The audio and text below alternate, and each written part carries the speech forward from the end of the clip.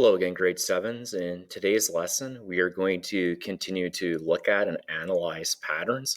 Although a big difference with this lesson in comparison to the first one is that we are going to have to write expressions that can properly represent the data, which can be a little bit tricky. Learning outcome is to demonstrate an understanding of oral and written patterns and their equivalent linear relations. So we're going to jump right into an example problem to go through this. So I'm given the following series of diagrams, and it consists of a bunch of shapes that are made up of some blue and some white triangles. So I'm going to call this shape figure 1. We'll call this second one figure 2. We'll call this third one figure 3. Okay, so let's just go through it step by step. It says A, make a table showing the number of white and blue triangles in the first 5 designs. Okay, so let's do a little bit of space for this over here. So let's go part A.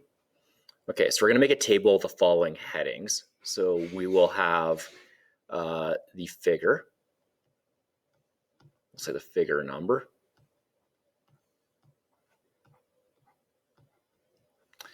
We will do the number of white triangles.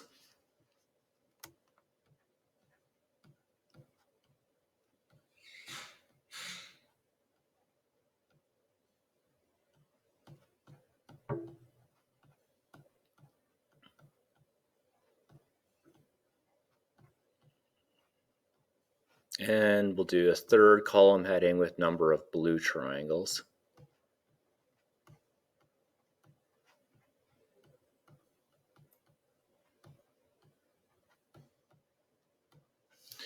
Okay. Just make a horizontal line, and we'll kind of just use some vertical ones to draw the columns here. Okay, so we need to do the first 5 figures. We'll do 1, 2, 3, 4, and 5. Now, we can fill in the table for figures 1 through 3 just by looking at the actual shapes. So for figure 1, it looks like the Triforce from The Legend of Zelda. So you have 1 white triangle in the middle. And then you have 3 blue triangles. Okay, second shape, I have 1, 2 white triangles. Then you have 1, 2, 3, 4, 5, 6 blue triangles. And then figure number 3, you have 1, 2, 3 white triangles. And then you have 1, 2, 3, 4, 5, 6, 7, 8, 9 of the blue ones. Now, this will be enough to fill in the rest of the table. Okay, so what's happening when you go from one shape to another? Well, if I look at the number of white triangles, as I go up in figure number, the number of white triangles is going up by 1. So I would know that figure 4 would have to be made up of 4 white triangles, and then figure 5 would have 5 white triangles.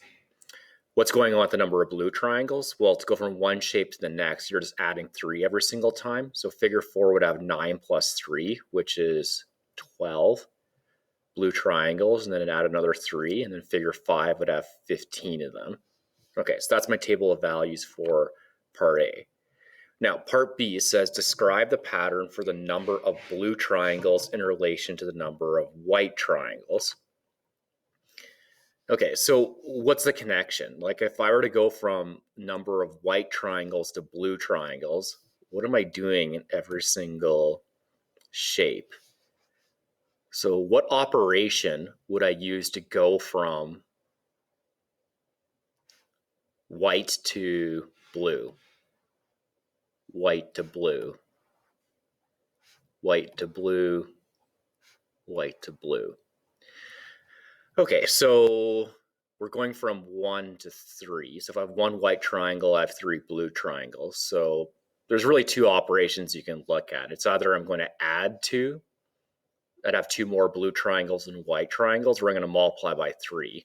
So 1 plus 2 would be 3. Does that work for the second shape? 2 plus 2 is 4, not 6. So no.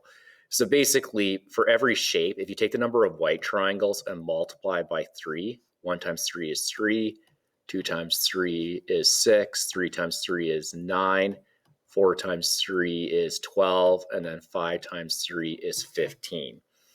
So the way I would describe this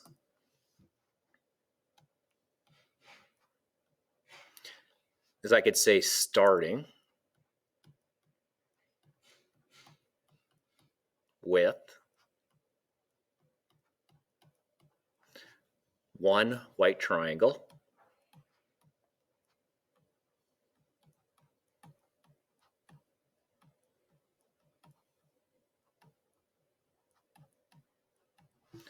multiply by 3,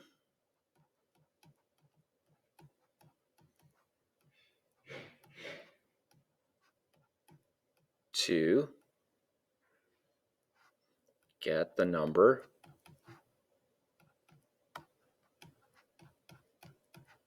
of blue triangles.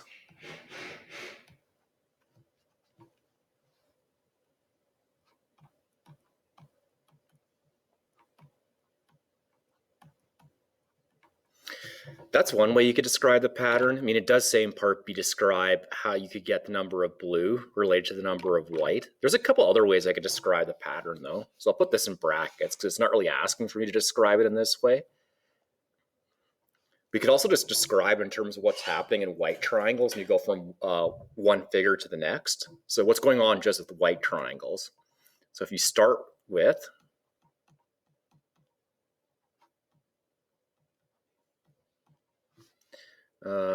one white triangle,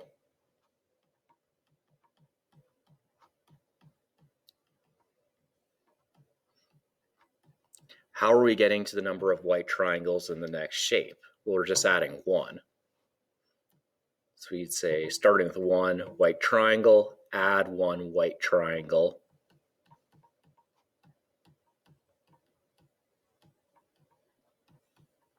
to get to the next shape.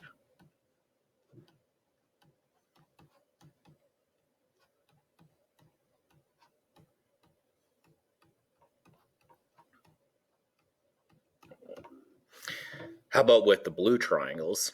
If we said how are we going from blue triangles in one shape to the next? So my first shape has 3 blue triangles. I could say starting with 3 blue triangles.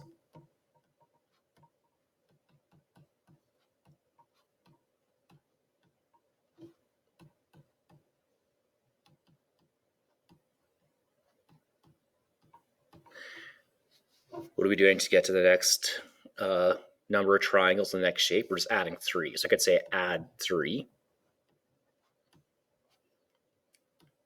blue triangles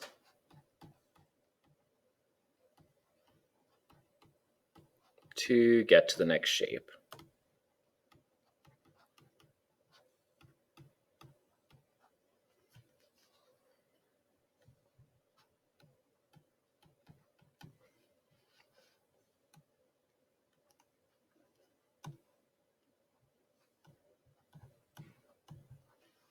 Goodness, my writing is atrocious on this tablet. Hopefully you can read that. Looks like messy robotic writing. That's probably the best way I could describe it. Okay, C, it says choose a variable and tell what it represents, and then use this variable to write an expression for the number of blue triangles.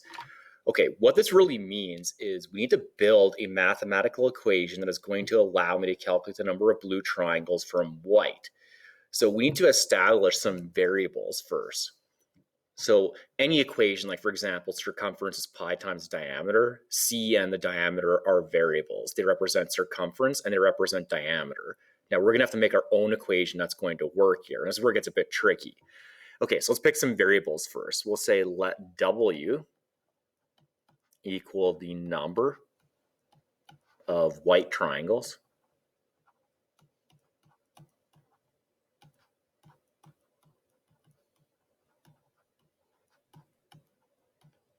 And B is equal to the number of blue triangles.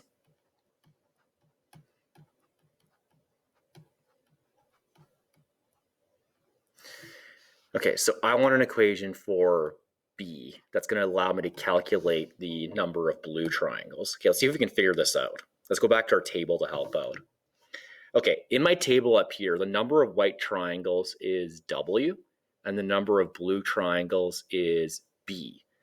So what are you doing to the number of white triangles to get to the number of blue triangles? You're multiplying by 3. You're going W times 3 equals the number of blue triangles. Therefore, my equation would be B is equal to 3 times W. However, anytime we have that multiplication symbol between the numerical coefficient and the variable, we don't need to show it. So we can just write down B is equal to 3 times W. So we built an equation that we can use to actually calculate the number of blue triangles from the number of white triangles. This would be really useful if the problem said, let's see what it says here. Yeah, how many blue triangles will there be if there are 9 white triangles? Okay, there's a couple ways we could do this. We could take our table, we could extend it to figure number 9, but that's a lot to do, okay? Like, what if it said, how many blue triangles are there if you have like 5,000 white triangles? Are you going to draw a table that has 5,000 rows in it? I don't think so. So this is where we want to use the equation to solve this. Okay, so let's go to part D now, because it says, how many blue triangles are there in a shape with 9 white triangles? So let's use our equation, just like with the 3-step procedure. So we could say B is equal to 3 times W. So step 1 is write down the equation we built. And then step 2, B will plug the numbers in. So 3 times how many white triangles? 9, because we're talking about figure 9. And figure 9 would have 9 white triangles. And then B would be 3 times 9, which is 27. There's always 3 times as many of the blue triangles in comparison to the white ones. Okay, so that part's not too bad. It's part C that's the tricky part. So we're going to practice this a little bit more in these next 2 examples. Okay, a group of students are talking between classes. 2 friends leave the group. Write an expression for the number in the group after the friends leave. Okay, before you can do this, you need to identify, you need to pick some variables and tell me what they mean. Okay, so let's do this here. So I'll say let. Okay, so what's going on? I know that 2 friends leave the group. It says write an expression for the number in the group after the friends leave. So how do we do this? We'll say let A equal number in group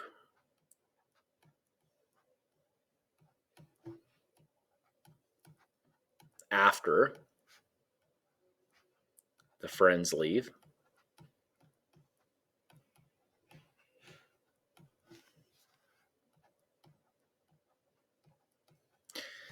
The thing is, I can't know how many are in the group after the friends leave unless I know how many are in the group beforehand. So I'm also going to introduce another variable. I'm going to say let B equal the number in the group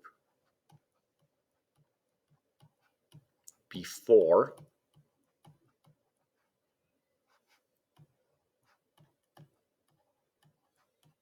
the friends leave.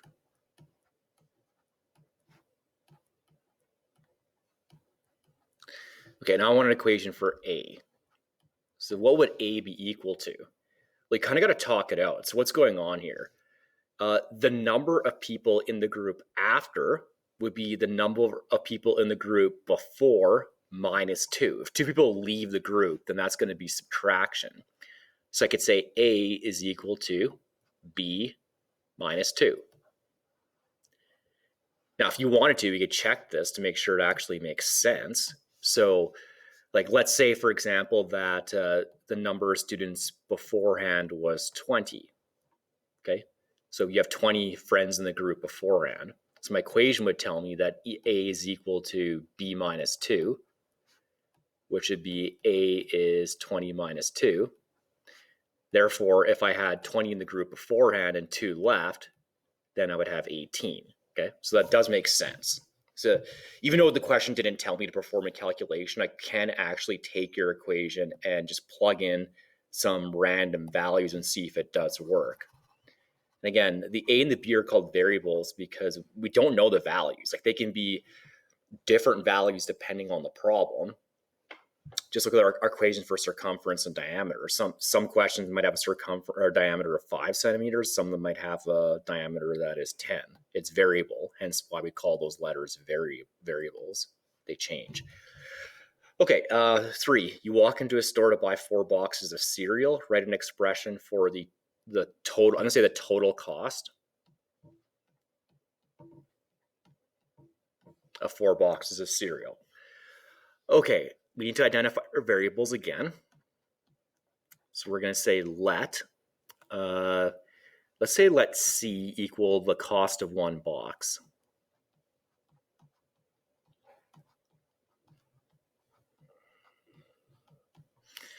And then we'll say let T equal the total cost.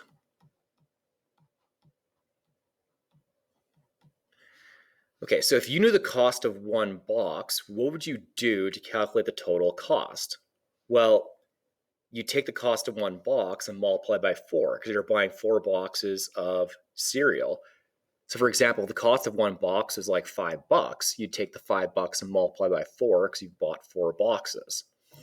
So let's write our equation down. So my total cost would be equal to 4 times the cost of 1 box. And again, if you want to, we don't need to show that multiplication operator, it's implied. So your total cost would be 4 times C. And again, if you want to double check to make sure your built equation makes sense, just plug in some numbers. So let's say that the cost of 1 box is $5. Okay, so we use our equation. T is equal to 4 times C.